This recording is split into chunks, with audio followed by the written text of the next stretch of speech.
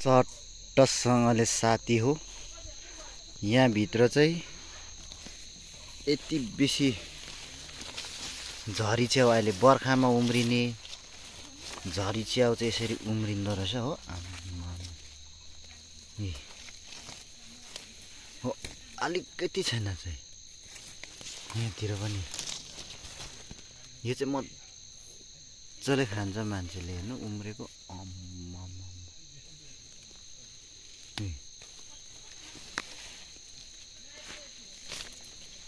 यति बेला बर्खामा चाहिँ यसरी उम्रिँदो रहेछ हो। यहाँ माथि पनि 101 उम्रिरहेछ।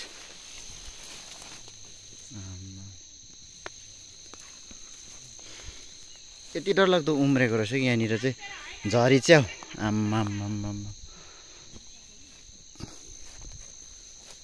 तर के गर्नु र साथीभाइ हो, यो बाँसको फेदमा उम्रेको चाहिँ कुनै पनि च्याउ खानु हुँदैन अरे। यो चाहिँ मैले देखाएको मात्रै यसो भिडियोमा हो।